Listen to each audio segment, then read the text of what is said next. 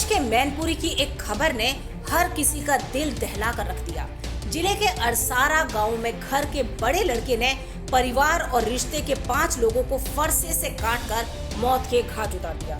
वारदात को अंजाम देने के बाद आरोपी ने भी गोली मारकर खुदकुशी कर ली। यही नहीं, आरोपी ने पत्नी और मामी पर भी जान लेने की नीयत से हमला किया, लेकिन किसी तरह से उनकी जान बच गई। फिलहाल गंभीर हालत में दोनों घायल महिलाओं को सैफई मेडिकल कॉलेज में भर्ती कराया गया है। जिले के किशनी थाना इलाके में आने वाले अरसारा गोकुलपुर गांव में शुक्रवार और शनिवार की दरमियानी रात ये जघन्य हत्याकांड हुआ। बताया गया कि गांव में सुभाष यादव के छोटे बेटे सोनू यादव की बीते गुरुवार को शादी हुई थी। बारात लेकर परिवार व रिश्तेदार इटावा जिले के गंगापुर गए हुए थे और दुल्हन को विदा कराकर घर ले आए। घर में हंसी खुशी का माहौल था।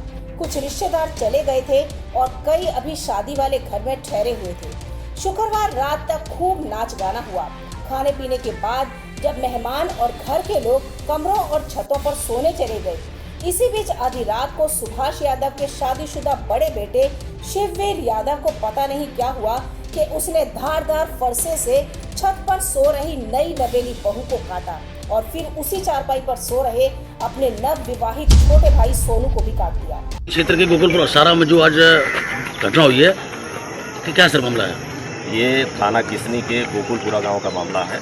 इसमें शिववीर यादव हैं, ये उम्र करीब 30 साल है।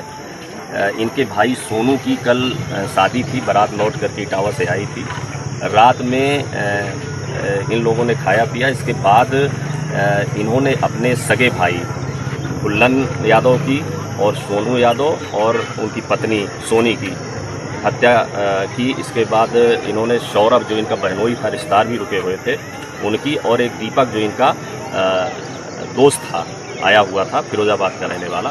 तो ये 5 लोगों की इन्होंने बांका फरसा से हत्या की और इसके बाद इन्होंने खुद को गोली मार करके आत्महत्या कर ली है। तो इस तरह से ये 5 लोगों की हत्या किया है। इसके कारणों के बारे में अभी और जानकारी की जा रही है।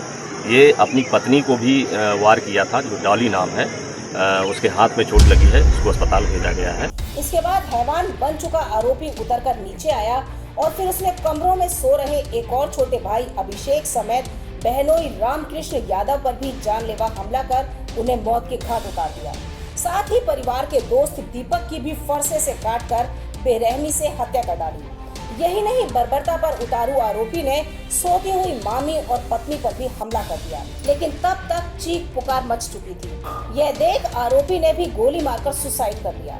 चीख पुकार सुनकर घर और बाहर सो रहे अन्य लोग भी जाग गए और उन्होंने देखा कि घर से लेकर कमरों तक और छत तक चारों तरफ खून ही खून पसरा हुआ था।